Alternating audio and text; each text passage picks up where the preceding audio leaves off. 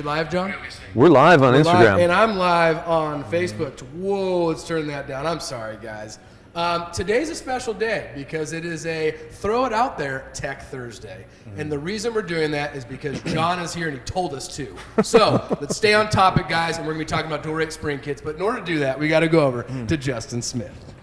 Hey guys, how's it going? It's been a few weeks and we have to combine our Tech Tuesday with Thursday today, kind of put them together. We also have special guest, John Crowley, UTV guide, in the house. If you guys have any questions, throw it out there.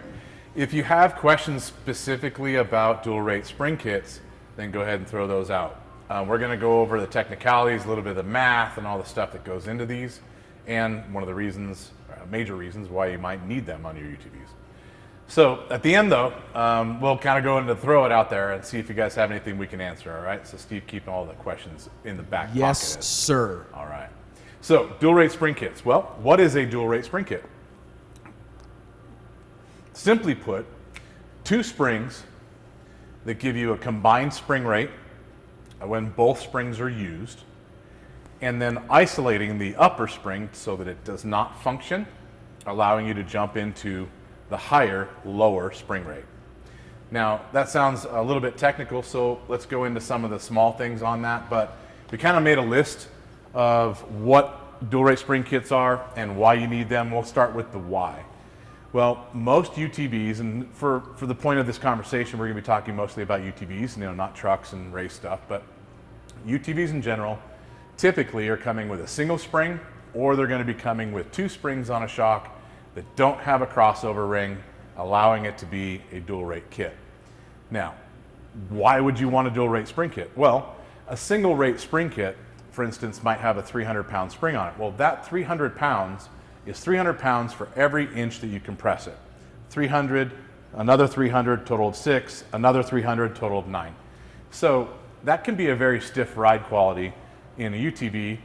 If you go into a dual rate spring kit, upper spring might be a 200 or 300 pounder, the bottom spring might be a 200 or 300 pounder. Well, when you do the math on that, the combined spring rate of a 200 over a 200 is 100 pounds. The combined rate that you feel when you're driving the vehicle is 100 pounds per inch.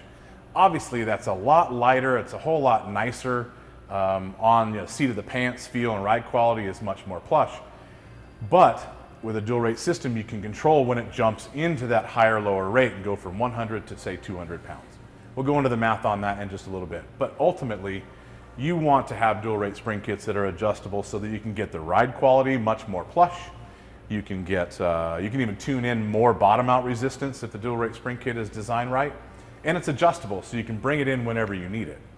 But a lot of the reasons why dual rate spring kits are necessary is because the factory system uses typically stiff spring to pass some government tests, a lower quality spring, single rate versus dual rate. A lot of these things are the immediate reasons why you want to get off the stock stuff. So stock quality of springs tends to be very low, and we know this because over just a couple hundred miles of driving a stock UTV, you'll see it sag out and settle. You'll try and chase that ride height with some preload nut adjustments. And you add more preload, raise it back up, but it just keeps coming back down and down and down, and you'll end up where you can't actually adjust it. So a good quality spring kit is going to fix that so it doesn't settle and sag over time. Wrong rates. Well, the factory system, believe it or not, has to cover a wide range of people, right? It can cover a guy like me that might drive it really hard in the desert, has to cover a guy on the East Coast that's driving trails really slow and never gets over 20 miles an hour. It has to cover a car full of 180 pounders, or it has to cover the same vehicle with 4 300-pound guys in it. It's an impossible task. So the factories put something right in the middle. It's going to be stiff for lightweight, slower use. It's going to be soft for heavy guys and hard use.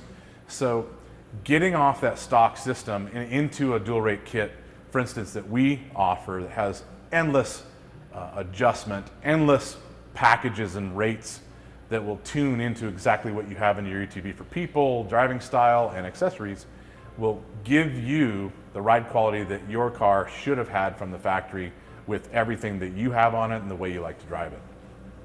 Also, a lot of the factory, what people would call dual rate, isn't dual rate. So over here we got a couple of factory shocks. This one right here is off of a Sport Utility, and it's a single spring, which obviously is single rate. Well, they call this a variable rate spring. You can tell that by how the windings change in distance. What they're trying to do here is have a soft rate at ride height and a stiffer rate through the cycle. But typically the rate changes in these single spring systems only change about 100 pounds, and they typically change in the wrong place. They get stiff way too fast. This one right here is a single spring rate on a factory vehicle, adjustable in ride height, so you can chase it. You can also change these to different rates, but it's not dual rate, that's single rate. This one, factory Turbo S, I think, is dual spring. This is actually not a dual rate system unless the upper spring goes to full collapse. Then technically, and very technically, on a whiteboard, it is a dual rate system. But normally, you cannot have dual rates unless you've got a crossover ring. These guys that are threaded to the shock body, which stop the compressing of the upper spring at a point that you choose by adjusting it. So let's look at this one. This is a Fox RC2, which is an aftermarket option for UTVs. We actually just got a whole bunch of these in stock, so if you guys want to get any RC2s for UTVs, Steve, what do they call? You guys can call into the shop at 623-217-4959. Thank you. Shameless plug. Appreciate that. And that's for XP1000 and XP Turbos. You're right, John. Thanks. So XP1000 and turbos we have in stock right now, and more to come. What you see on this, though, is a dual spring system, upper and lower, divider and crossover rings. Well, these crossovers are the adjustable portion of a dual rate system. As this system compresses, this divider will slide up vertically and hit these crossovers, stopping the upper spring from moving and getting you into the heavier lower spring rate right when you need it. Typically on jump landings, big hits, giant whoops, things like that. We also have this display shock, and you guys will recognize some RC truck stuff right here, which we're actually kind of proud of it because no RC trucks come with dual rates, and this one actually has dual rate on it. So just to show you a fully compressed system, watch as this cycles through. At ride height, this is compressing both the upper and the lower spring. So you have a soft ride quality right here. But watch as you compress further, and this slider comes up and contacts that divider, the divider contacts the crossover. This spring stops moving, and only the lower one will compress. Watch. Contact, only the lower spring is compressing now. Look at that upper one is not moving. That's how a dual rate system works. Combined lightweight, now heavy, lower rate. Sometimes the smallest things can be the most informative of everything that we have around here, right, Steve? Yes, sir. Yes, sir. So, as to the why, we want to get rid of the factory quality stuff that sags and settles on you. We want to get into the perfect spring rates that cover your accessories and driving style. We want to have dual rate on your vehicle so that the ride quality is soft in the areas you need it, and stiffer in the big jump landings and G-outs that you might need more spring rate. And we want to make sure that it actually is an adjustable dual rate system and not just dual spring that might turn into a dual rate someday. Another thing that's a biggie is ride height. Most UTVs sag it out, settle, and they're driving by, like when we're in the dunes doing work, we see a lot of factory Can-Ams at 10 inches off the ground with 5 guys in them. And there's no way you can fix it with the spring settling out. Our springs are much higher quality and don't have that sag and settle over time. Our springs are brand new when you get them, so they're gonna take a set in the first 100 to 200 miles. Once they do, check that ride height, and they're gonna stay there the rest of the life of the spring. Unless you're going adding a bunch of accessories to it, and most people do not remember when they've thrown 50 or 80 more pounds of stuff in the vehicle. They do it all the time, and make sure you just adjust it and keep up with the accessories when it comes to a ride height standpoint. Dual rate. Dual rate springs, we've covered that dual springs are not necessarily dual rate. They have to have adjustability, and they have to be able to compress that upper spring, or at least stop that upper spring at some point to gain the second rate. Also, adjustable in a crossover. We talked about crossover rings just a little bit on this shock one more time. You can see that it comes with a factory crossover threaded to the shock body. That is necessary for you to adjust when the second rate comes in. If you take a look at this one more time, there is no crossover, which means you're not going to have the adjustability or any control over when that rate comes in. Our spring kits come with crossovers on every spring kit so that you can adjust it. Some spring kits on the market, even though they're dual spring, do not come with crossovers, which means that they are not a dual rate system. They're certainly not an adjustable dual rate system. And the only way they could be dual rate is if they completely coil bound the upper spring. Coil bind is a problem and typically breaks springs, so something you don't want to do. Make sure when you're looking at spring kits that you're getting one that's got crossovers all the way around.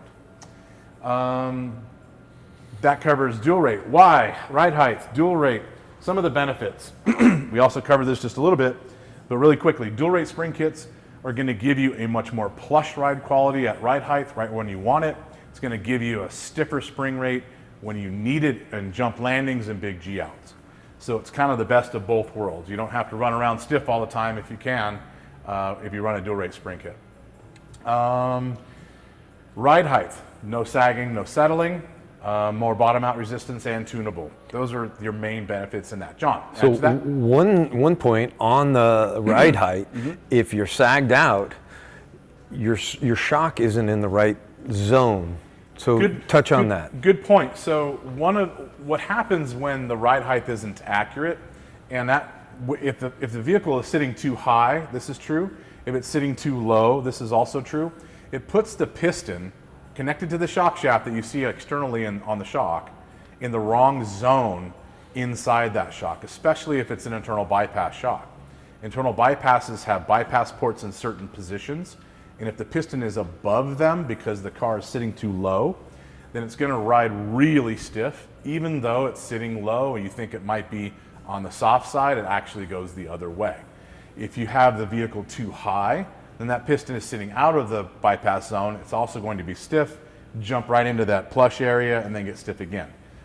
Not where it wants to function the right way. So having that piston at the right spot, which is why we give you the ride heights that we request, is going to give you the best ride quality. And that height of the piston is part of the function and positioning of the dual rate spring kit coming in at the right time. So we try to time when that piston internally is coming out of the bypass zone and coming into the bump stage, right with our dual rate spring kits coming into the second rate and getting stiffer.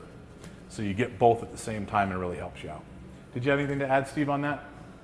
No, I've got nothing. Okay, you got nothing. I got throw it out there questions, not okay, can you save those? Yeah, I'm saving we'll them go for through the this real quick and we'll get to those. So plush ride quality and stiffness when you need it. Next, quality. So we said that the factory springs are not the highest quality. We all know that. They all settle and sag out. Our spring kits, for instance, are made of the highest quality chromium silicon material, which is a CRSI material. It's a very fluffy scientific word for saying it's the best material you can buy when it comes to coil springs, maintaining their rate, maintaining their ride over time, their ride quality and rate over time. We use the highest material made or that you could choose. We cold wind our springs. Now, can you imagine that a coil spring starts off as a piece of round bar that's 20 feet long or longer? How does it turn into a coil? Most spring manufacturers heat that bar up till it's red hot and then wrap it around a mandrel to create the spring. The problem with hot winding, as I described, is that you've changed the metallurgy of that material and you now have to heat treat the spring once it's cooled off, bring it down to temp, and then bring it back up and heat treat it to get the hardness and elasticity combined to make a good spring. Two things happen with that. You can miss the heat treat by a few degrees and it's wrong, and then springs fail. Also, the surface of the material gets flaky, kind of like something that you pull out of the fire and let burn off. And that flaky surface is a problem with powder coat. So we don't hot wind. We cold wind our springs, which requires a ton of power, huge equipment. It's a lot more money to do. But if you cold wind the material, you do not have to heat treat it. which removes all the potential for mistakes and sagging down the road or having a bad batch of any springs, which we've seen with other manufacturers. Also, industry standards when it comes to acceptability in spring rate and also straightness of the springs. Typically, the industry will require a 5% or better spring rate range. So that means if you've got a 100-pound spring, then it can only vary in rate by 5 pounds under or 5 pounds over. That means that a 100-pound spring could be a 95 or it could be 105.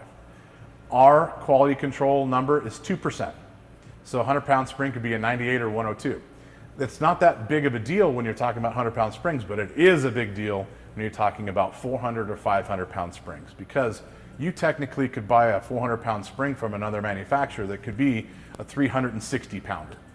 Well, with our quality control, that 400-pound spring could never be any different than 390, 385 pounds. So our QC is much more stringent when it comes to rates.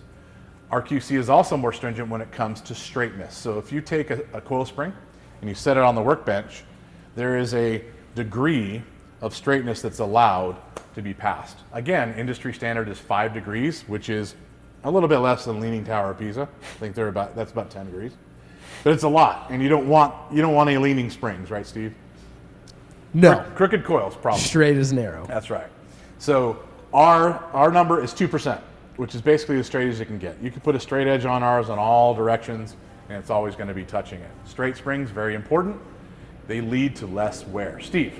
So one thing I do get a question about all the time is my crossovers are wearing, your springs must be bent. Okay.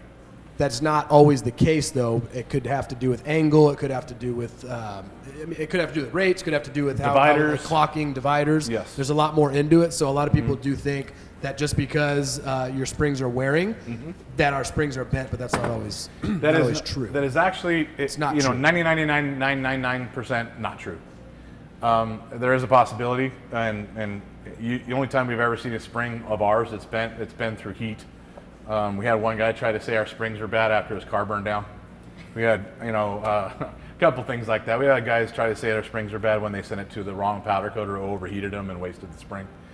But there's a lot of things that contribute to body wear and that contribute to whether it's straight or not. The lower spring perch in the factory stuff, like the cast lowers that are typically on like this Turbo S, these typically can have some issues with sitting flat. Thank you, John. You get some dirt up inside here, and these things will sit crooked. Well, that actually tips the spring and bows the spring if this spring perch isn't perfectly flat and straight. So spring perch has to be spot on. It also has to be sitting all the way down into the lower loop groove. If this isn't straight, then it starts off crooked here and it bows the spring. The divider is a very important piece of this puzzle. If the divider itself is loose, clearance to the body of the shock, that lets the divider sit sideways. And if the divider can sit sideways, then it is actually what's bowing the spring. Dividers have... And that's a wearable item. It is absolutely a wearable item. Dividers are designed to be the thing that wears out first. That's what everybody hopes for. But if you're in the dirt and in the desert, you're going to get sand and rocks in here. If you're in the mud, this is packed full of mud, then that is basically just sandpaper between the body and the divider just wearing itself out. You're in salty mud like Florida, that's like the worst ever. That's going to go right through all this stuff. But dividers are a wearing item. In some instances, the bodies are a wearing item depending on where you are. The crossover rings, Steve, as you had asked, crossover rings are also a wearing item. The spring itself will always touch a crossover ring. It does not matter who made it, whether it's Fox, whether it's us, whether it's anyone else. A crossover ring will always have wear. We have articles about this on our site. It's not like we just invented this. This is the way it is. It's not because the spring is rubbing on it at all times necessarily, but as you compress a spring, they vibrate and have a frequency. As they compress, they go sideways and they shake. And that sideways shake bounces off the crossover, and that's the wear typically that you see. If it gets too bad, then replace the crossover and we'll help you out. But as long as the springs are straight, because we have the lower perch in the right spot, we have the divider that's tight and high quality, hopefully new, not worn out, crossovers, and solid spring when it comes to the quality of the spring that we've discussed with not having it crooked, having it straight, having the rates right, then you're not going to have much wear. It's going to last longer than the vehicle is, for sure. Steve. Justin, I just want to throw it out there this Thursday that the Leaning Tower of Pisa is just under 4 degrees. 4?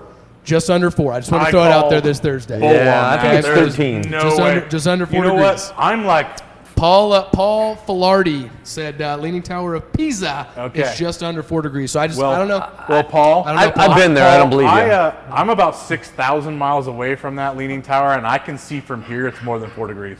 I don't know what it is, but it's a lot more than 4. Good try, though. I like that. How do you know when a spring divider needs to be changed? So, really good question, John. Thank you. So, spring That divider. was Mr. Sparkles. Oh, he's awesome. He pushes the show along too. So, the inside diameter of these dividers is what typically wears out.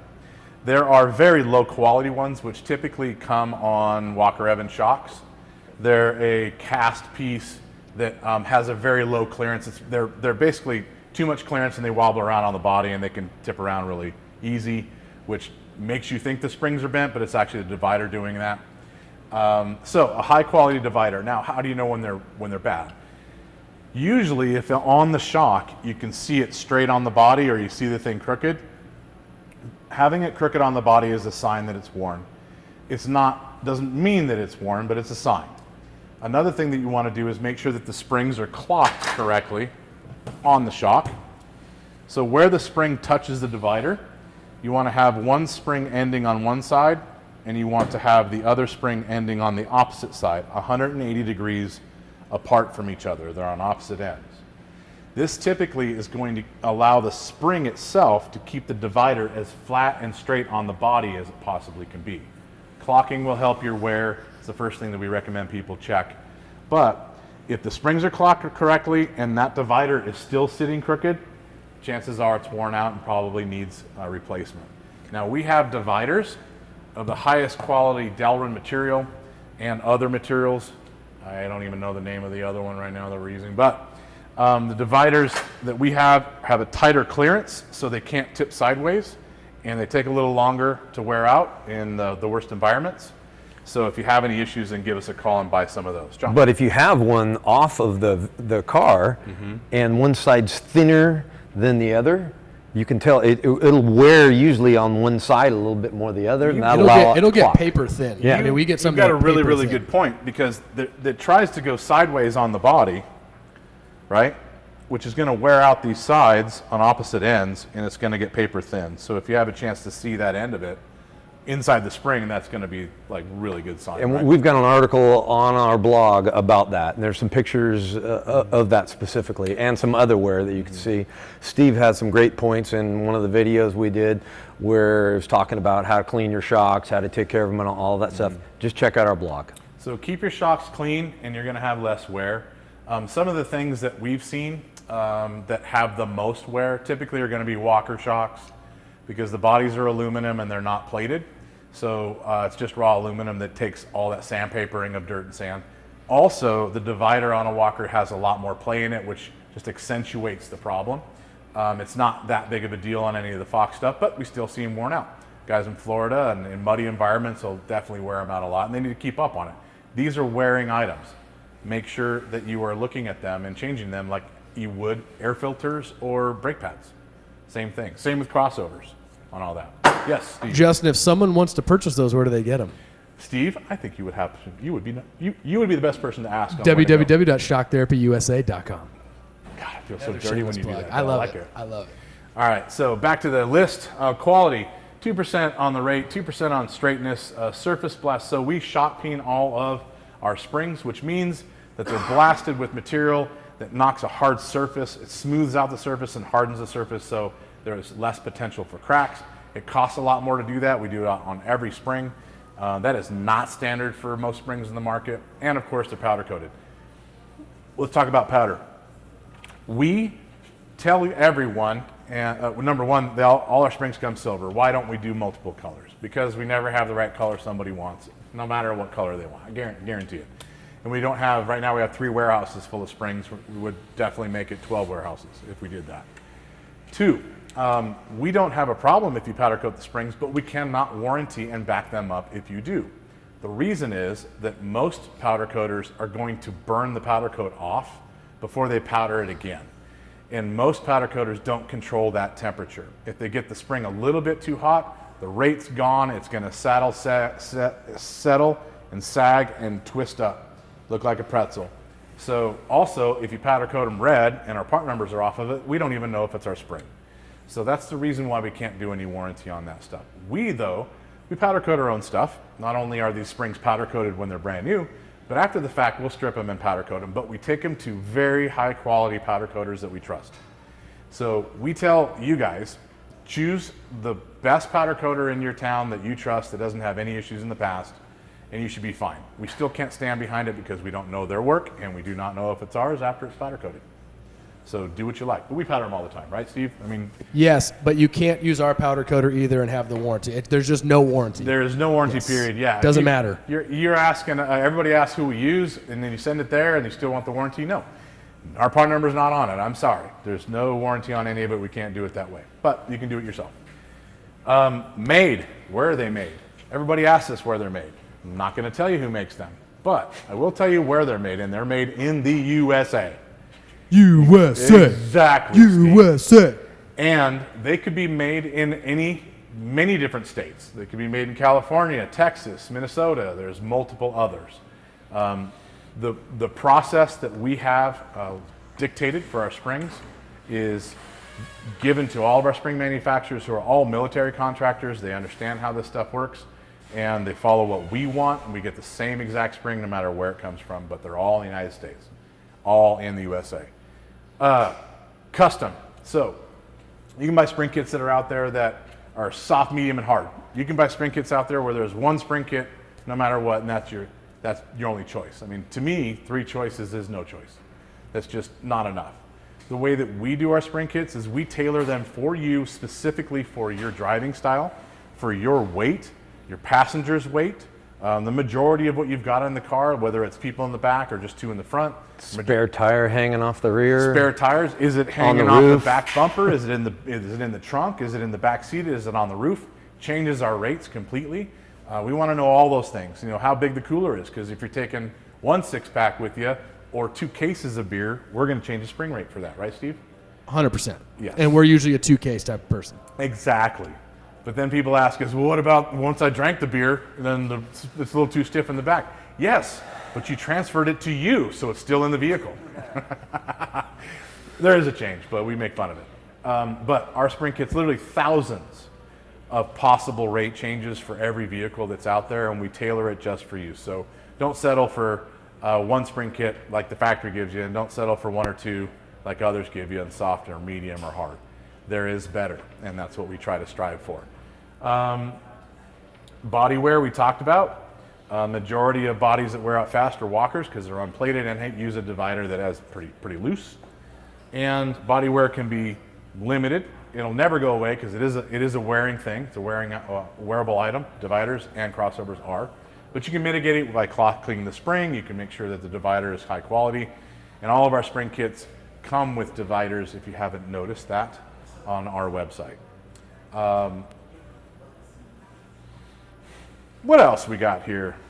Math. It looks really complicated. About the last thing. It's about the simplest formula. Yeah, keep it short on that, because I think I've ever seen. I'm ready for a nap. My college courses, but that's way worse than 2 + 2, right, John? Yeah. So the way that you figure spring rates and combined spring rate on your shock absorber or vehicle is, if it's a single spring, then that is your rate. If you've got a 300-pounder, then you have a 300-pound spring rate.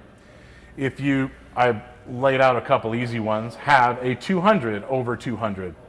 It is not a combined rate of 200 pounds. People always think that if my springs are the same, then it is not dual rate. Not true. The reason is, the mathematical formula for figuring out dual rate, combined spring rate, is top spring, here for T, times bottom spring for B, divided by top plus B, plus bottom. Top spring times bottom spring divided by top spring plus bottom spring. If you do that math on a 200-200, it does come out to exactly 50% of them. The combined rate is 100 pounds dual rate over 200-pound lower spring.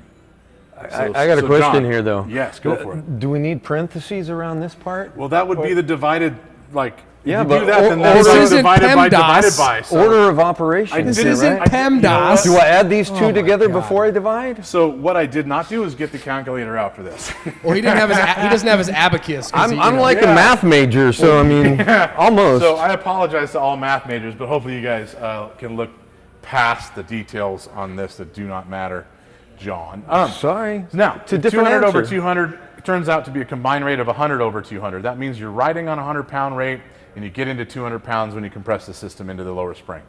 Let's change it up. Go to 200 over 300. A 200 over 3 is a dual rate or combined rate of 120 pounds per inch and jumps to 300 pounds on the lower spring. So now you can see you can start to change your upper and the lower a little bit to try and get different ride qualities. How about this? 250 over 300. That is 136 pounds at ride height and 300 pounds in the lower spring. What if, in driving this particular package, it rode great at ride height? So we know that somewhere between 100 and 130 pounds at ride height is pretty good. But every single time we get into a big landing, it just springs right back out of it, doesn't have enough rebound to control it. To us, that's saying that we've got too much lower spring rate. It's compressing, winding up, and there's not enough valving to control that extension. But we really like the 120 pounds at ride height. Well, here's another way you can manage that. What we had here before, Camille, is 200 over 3 gave us 120 that we liked the ride quality of, but 300 pounds is just too much for big holes. We just changed it to 250 over 250. That's 125 pounds combined and 250 on the lower spring. So basically, we have about the same ride quality at ride height with that second system, but we have less spring to wind up when it's coming back out of a hole, and it will rebound slower out of it, sometimes stopping bucking that can come in to spring kits. Now there's a lot of factors here. How you drive it, wheel tire, internal valving. Normally we would just throw rebound at it and slow the system down and stop that bucking. But this is just kind of giving you an idea of how spring rates, spring kits can be different from one to the next and change how you drive and change to according to the way you drive so that you don't have any issues. One last thing that we get questions on, what about having a spring that's really heavy over the bottom one? Well, in off-road desert racing, you're never going to find a heavier upper spring over a lower. Basically because we have enough shock absorber to control it in every off-road aspect. So external bypasses on trophy trucks, class 1s, 10s, and race stuff. There's enough valving to control a rising rate, stiffer as you go. But there's nothing wrong with going heavier on the upper. For instance, we have, for math reasons, we had 200 over 300, and that was 120 pounds going into 300 pounds. If we do 4 over 3, we have 175 pound at ride height and 300 pounds compressed. So we haven't changed what the vehicle does when it's fully compressed. All we've done by going to a higher upper is take the combined spring rate and go stiffer with it. Sometimes that might be needed, but it's very rare. East Coast and upper Midwest, heavier upper springs were really popular, but they would go drastic, like a 6 or 7 or 900 pound spring over a 300. Well, that is kind of pointless for what you want to try and gain out of a dual rate spring kit, because you want it to be plush and get stiffer over the stroke. You don't want it to stay stiff the whole way. We can do some math and figure it out. I won't do it right now, but let's just say a 900 over a 300 might actually be the same rate combined. 380,000 divided by 900. I don't even know what it is. Okay, right? I'm not even going to try. But let's just say it's probably really close to 300 over 300. You want to do it real quick, Steve? Yeah. So all right. So let's do it. Top spring, 900 over 300 times 300 equals 270,000 divided by 1,200. That is a 225 pound rate. So that would mean your combined rate with a 900 over 300 is 225 pounds over 3. So it's getting to where there's not much change between dual and single. You might as well just run a 275-pound spring. Yeah. It'll be a lot cheaper, a lot easier, and you get the same results. So the heavier the upper is, the more we're not a fan. But you can do it, and you can manage a lot of things with that too. You have questions on any of the math there? Math? No, other than I was Major? right. Yeah, Mr. Mathematician. Mr. Sparkles confirmed he's right about the parentheses. All right. Let's move on. Yes. What about Moving on. What about a tender spring Mr. compared to a dual rate? I got two questions for you. That's Okay, the first. That's the first one. Okay, so this is a little bit tender spring over dual rate. It's kind of semantics because an upper spring, when you have a dual rate system, this upper is often called a tender. It's also called maybe the single rate and the second rate. First rate or second rate is also another description for it. The word tender spring actually means a spring that's underrated and never going to work for you. It's just designed to take up space, technically.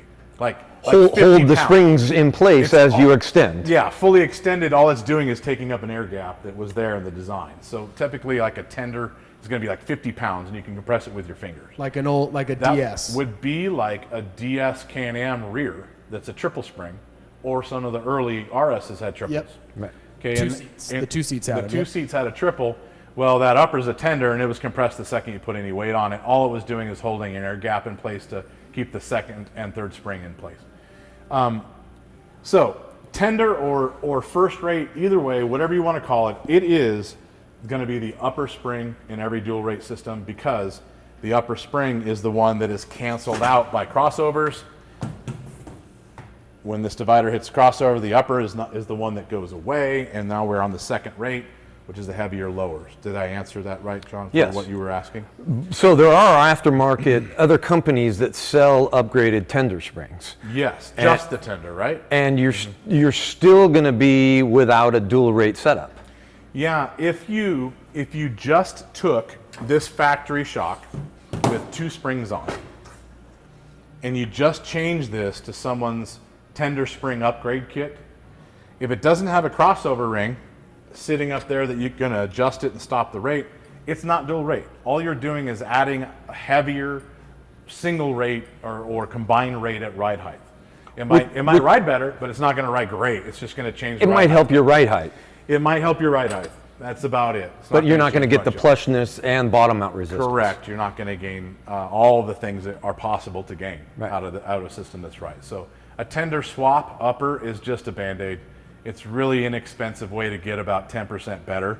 Whereas if you did a real system, a real dual rate system with crossovers, tuned correctly, it's going to be 100% change. It's going to go from where it was to here. Drastic change. No doubt. There's a lot of tender kits, John, and I've talked to a lot of them. I've driven them all, and I've talked to guys that have done them. Everybody that's ever done a tender upgrade and went and did a dual rate kit after was like, I don't even know why I wasted my time. Right. Every single one of them. Okay, second question. Yes. I've got a utility. What do I do to upgrade the springs on it? So this is that's a good question, and this is a utility shock. So let's say like a Defender or a Ranger or whatever it might be. It doesn't have much adjustment. It's got a ride height collar for a lower spring perch. Well, you're upside down. Well, okay. There you go. But this ride height collar can be adjusted by clocking it one more position. It'll raise its height or lower its height, adding stiffness or rate, raising and lower the vehicle. That's all you get for a choice. But coming soon for all models, and currently for a few models, we have conversion kits that can take this factory welded can style shock and this adjuster that doesn't give you much and converts that to a completely adjustable preload system, and also changes the adapter from an off size that we can't use for much stuff to a standard 2.5 inch spring or a 2-inch spring or a 3-inch spring. What that means is that this kit can take a normal stock shock on a Defender, Ranger, and other utility UTVs and allow you to run dual rate springs, or at a very minimum, the right single rate that's adjustable. Those kits are coming out soon, so stay tuned. John, do you have any more questions? We got lots of questions. Okay, Steve, you want to go first? Should we go to throw it out there Thursday now? I think it is. No, we got dual we rate can. questions Oh still. God. It Okay. could be dual rate questions on Throw It Out There, John. Yes. Okay. It's not. I lost the question, but I remember what she asked. She had asked, should she run her car or her side-by-side in four-wheel drive all the time? Or when should she put it in? Only when she needs to or not? Good So would you- question. yeah, it's a good question. It is a We good get that all the question. time. I think that it really depends on the terrain that you're running through. So if you're on street or graded roads, I would say two-wheel drive. If you're if you want the fastest cornering speed possible and kind of high-speed stuff like what we do in desert racing, four-wheel drive is 100% faster than any two-wheel drive setup, period. In the dunes, I feel like four-wheel drive is way better to drive than two, but that's people's personal preference. A lot of guys like to drift the car on the dunes and get sideways around every corner too. But no question, the fastest thing is going to be four-wheel drive at all times. But I do pull it out for when the traction's really high, like street or never in racing. But when I'm playing, I'll have it in two-wheel drive just to get to where I'm going. Then I'll throw it in four all day. Steve. Sorry, John. Off topic, but do you suggest putting lower gears in the transmission for an X3 for racing, desert and or short course? No, absolutely not. None of the successful racers are changing the gear ratio in either of those racing areas, but what they are doing is they're running completely different clutch assembly, higher RPM, different engagement for the secondary in short course. 100% different than what you're going to see running in the desert. Desert racing will change the clutch and RPM accordingly, not the gearing in the trans. John, you have questions that are actually related to this subject. Somewhat. Yeah. So if somebody has a gold label upgrade from us, ride improvement system, and dual rate spring kit, if they want new springs, do we just swap those out for them, or do they have to pay for it? They actually do have to pay for them, John. It's not a freebie for life because springs are kind of expensive. But if and why would you want to swap them out is the question. Because if you've changed the accessories on your car or you've changed the use of the vehicle, chances are we can just change the pair of uppers or a pair of lowers. Maybe not even front and rear, maybe just rear, maybe just front, to get it to where you want it to be. So in that case, you may only have to buy one pair. But it just depends on what you're doing. Is there a I way don't know why they to? don't want to change them all out. They don't have a shelf life. So I'm ready to just go pop off questions Yeah, here do it. for Make you. it quick. All right. Is there a way to test spring rates at home? there is not. You need a spring rater to do it accurately. Yeah, you can do it at home with a spring rate tester. yeah, get the right spring rater. If you have that all. You're right. Good one, Steve. All right. The point of quick was being quick, John. Okay, does it change the function of a Smart Shock when you change to dual rate springs? Absolutely not. Because it's already a dual rate spring. Exactly.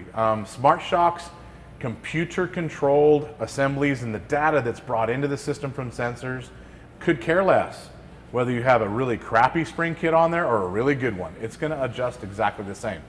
That's why it's important to change the spring kit. Get away from the factory ones that aren't as good. Run the good stuff on there that's rated perfectly for what you're doing. It's just going to make the Smart Shock system work better. It's not going to blow it out of the water on sensors. There is and has been, when the Smart Shocks first came out, they had a glitch where it would throw codes, and it wasn't because we put springs on it or anyone else put springs on it. It was because there was a ride height setting that the computer systems had to have, and once the dealerships reflashed all the ECUs, then that resetting of the ride height never had to be done again, and it was not an issue. Or people are not unplugging and plugging the shocks in back correctly, and they fold over a pin, and that'll throw a code too. But not because of spring or valve. I don't think it's an issue anymore either. I think they fixed it. It was since they flashed it. Since the new flash, I don't think It really was like maybe for the first 6 months of the Smart Shocks, and then after that it wasn't, and it was just a flash on their part. So, okay, next one. If you've got a Can-Am with 3 springs, why go into a dual rate? All of ours are going to go to a dual rate. Yes. Okay, so why didn't we keep the triple spring, right? Why keep a triple versus dual or Okay. what? So, the triple spring that was on the UTV factory was not there to give you 3 rates. The upper is literally a compressed tender that is not even used as a rate calculation. All it's there is to do is when the shock is fully extended, they just didn't have the right spring package on the car to take up the gap and keep the spring package from rattling when it's in the air. So the fact we pull the third spring out and have the right lengths on there, it's still the same system. It's dual rate. It was dual rate before, just had a third spring. Functionality wise, that triple rate spring was dual rate. It was not triple. Yes, Steve? Can you get steel bodies for a Walker Evans? Not anymore. Not anymore. No. So we made our own steel bodies to fix the aluminum body issue with Walkers, and we got shut down. That was on the old style body too. Now they Yes. have the mono tube. Correct. And we do not make those anymore. There's some politics involved I won't go into. But that tell you right there about which shocks wear out quicker. That's why we did steel bodies for those originally, but not anymore. John. So crossover ring. Yes. Just to reiterate with everybody, they're wondering if you move it up versus down, does it engage? Where does it engage, and does it make it softer or harder? Yes, so crossover ring adjustment is there on purpose so that you can change when that second rate comes in. If you look at this little shock again, you can see that we've got a little bit of gap before that divider hits. Well, that is about half of the travel of the shock before we got into that lower spring. So if you didn't want it to come in that early, you wanted it plusher longer, you would take this crossover, thread it upwards, and then it would take longer for them to contact each other, and it would bring the stiff rate in later. If you bring the crossover down, it will contact each other sooner, which means maybe it goes into the rate right there, and you get a secondary rate that's pretty heavy early. It's all about tuning that second rate to come in right when you need it the way you drive, the terrain you're in, and having that happen at the same time that the piston starts to get into its bump stage and more valving control to control that rate. And that also comes into play with making sure your ride height is right. That when we're adjusting shocks, you always do ride height first and then you do your crossover. So both of those things have to be done in combination or nothing's working right. You're right, and thanks for pointing that out, because it is something that a lot of our customers ask when they're doing the spring kit installation, and they ask why we go in the order that we go. Well, ride height is number one, and that upper preload collar's adjustment is going to change where the divider sits. You might have more preload in your system, so your divider might sit a little lower than the next guy with the same spring kit. So that's why we want your ride heights done first, which determines the divider location, and then double check the crossover location and height and change it if you need to. Being tunable, we can help you try and tune in better ride quality even after you've done the spring kits if you want a little bit more bump zone or a little bit less. But follow our instructions in order. It's important that you do that. Steve, you got anything cool? What are your thoughts on the new Can-Am P-Drive clutch? I love it so far. We are racing that clutch. We've gotten rid of the old one, and it's P-Drive in both our stock car and in the Pro Turbo car. Our belt temps are lower and mile an hour is up. And acceleration between 40 and 80 miles an hour is much better than the previous clutch. And it's quieter. Yeah, don't care. I do. You know, helmets and race car stuff, we don't care. But If I'm rock Just turn crawling your and all that stereo kind of loud. stuff, I like it then quieter. It's a big deal. I get it. I'm kind of making fun of it. Yeah. Yes, they are quieter, as John said. And it doesn't wear out as quick. Just Is turn that your stereo also- louder. John also has something to add too. The roller, all the stuff inside the clutch won't wear out as fast in the P-Drive setup. Now, you guys can't be buying P-Drives and shoving them on your old car.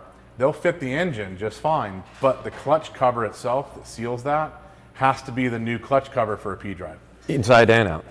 Because it has cooling passages that fit exactly the shape of that clutch.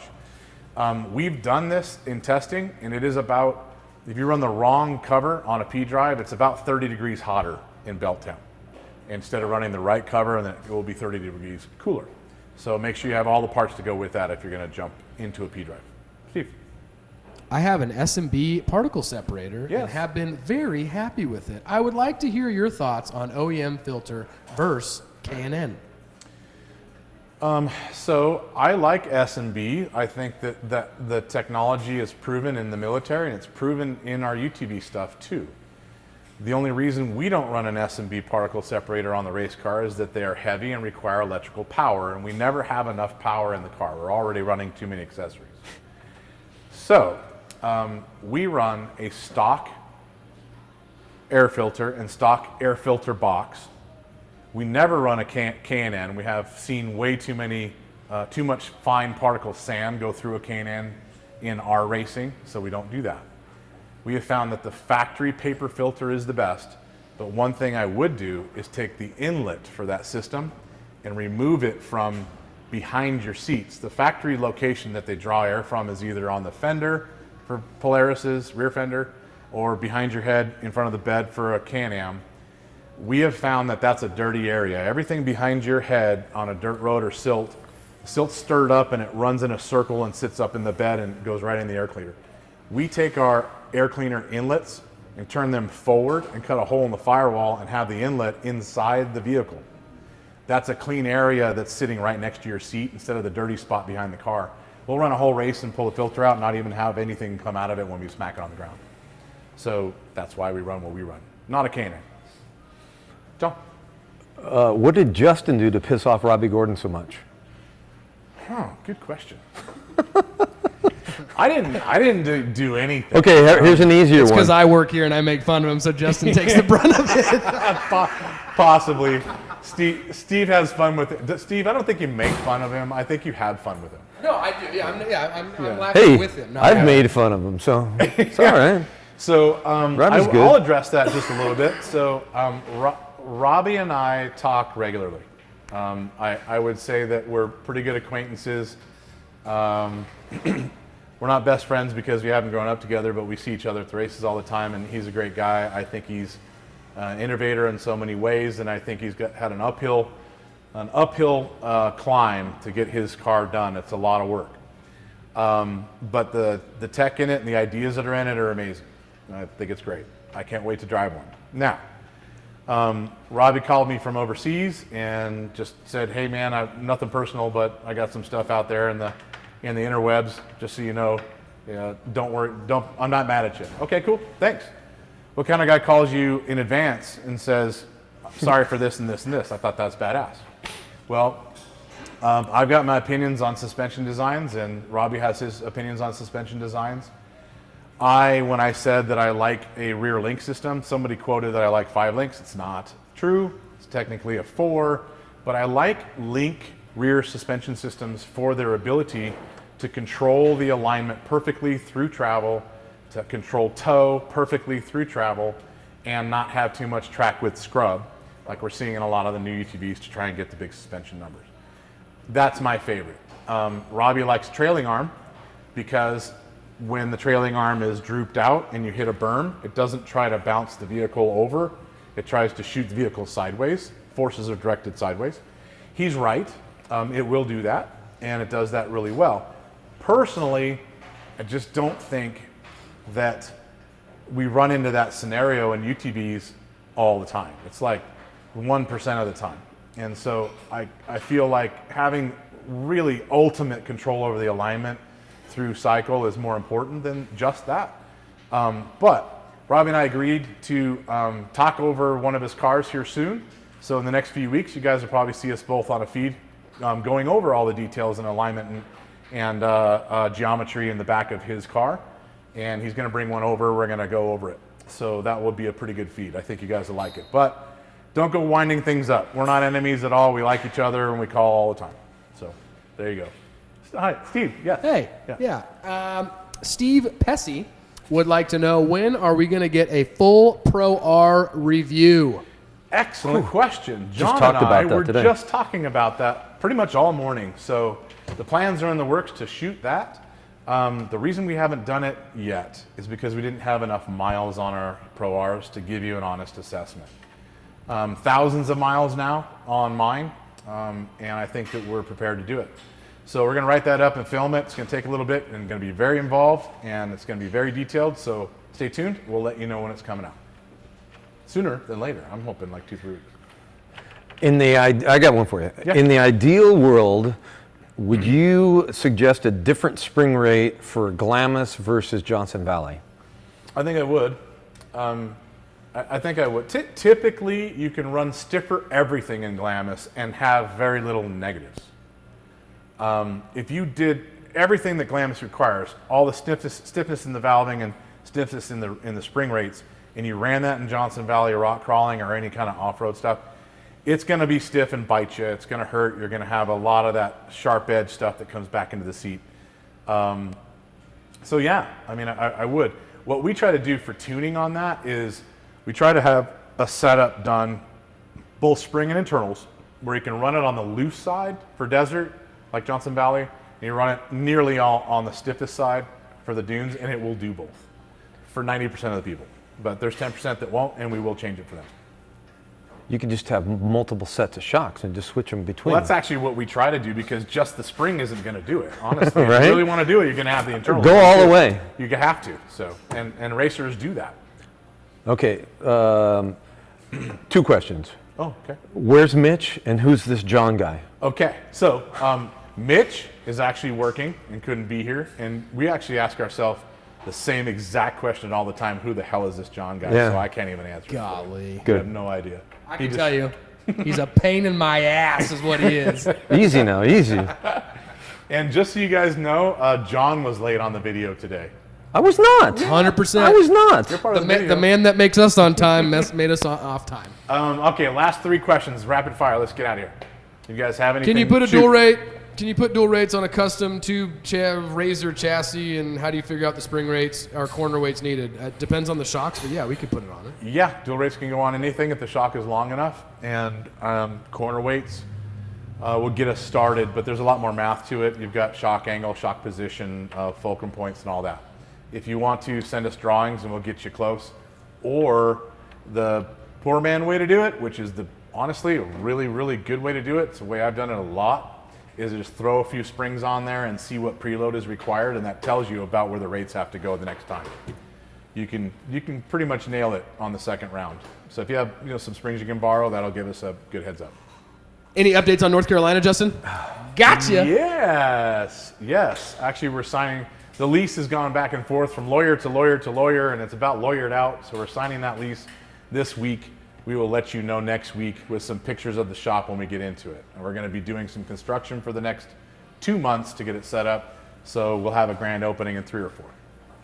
John, Do you guys replace walkers with Fox on sport trim razors? What's a sport trim? Sport level, so probably a Pro XP. Oh, is that what you mean, like the upper level stuff? Would you replace? I'm reading into this a little bit. Okay, so if you're asking... Great question, John. Good preparation, sir. Hey, I didn't ask you a question. Okay, so answer is yes. If you've got XP, Turbo, Pro XP, Turbo S, we do have shock options for you. We replace them with Fox RC2s or bypasses. We're out of stock on most of those models I just mentioned, except for the XP and Turbos. We don't have it for the Turbo S, though. Not for Turbo S. We don't have it for the Turbo S because you either have the velocity or you have the dynamic, but for Pro, we would have it. They're out of stock right now. The only ones we have are XP1000. Okay. And XP Turbo. At the moment. Yeah. And, RS1s as well. Yeah. All right. So we're out of stock on a few things. We do have some, but I would still suggest, yes, an upgrade from the Walker to the Fox is going to be more adjustable. It's going to last longer. It's more of a race shock. You can beat on it more without any issue. Ride quality is better. Beat on it more, Steve. Yeah. Any more questions? When are we going to start booking Glamis appointments? Good question. We need to get the dates on the website, and then as soon as you see that our scheduled dates on the site, we will tell you. We can book that. If you want to call the shop and get on board, do it now. They will actually keep your name, call you back, and get you a day. We just finalized our days our days for that last week. I'm sure we'll make a post on Facebook or Instagram. But we need to do it right away. We've been talking about it for the last 2 weeks, so let's. That guy's make kind of thing a we finish slacker. up today, tomorrow. Yes. Okay, cool. Any other questions? This one's more of a statement, Justin, from It is? Sean Mapes. He said, "Great broadcast today, guys. Thanks." No, Sean, thank you for tuning in. Oh, Sean, appreciate that. I thought I would get something that would stump me. No stumps like in the last few deals. Nothing at all. Yeah, I got nothing. Okay. Sorry. Good. If that's the case, you guys, thank you very much for being patient when we weren't around on Tuesday. Combine everything Tuesday, Thursday. talk about springs, Steve. Not only that, Justin, but thank you for being patient for us being late due to John not being on time. So thank you guys. Isn't that right, John? Yeah. Absolutely not. Nope.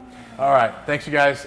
Come back in 2 weeks. We'll have something good to talk to you about. Very technical on Tuesday for Tech Tuesday. Steve. Guys, if you're looking to buy any of our products, please visit our website, www.shocktherapyusa.com, or call into the shop, 623-217-4959.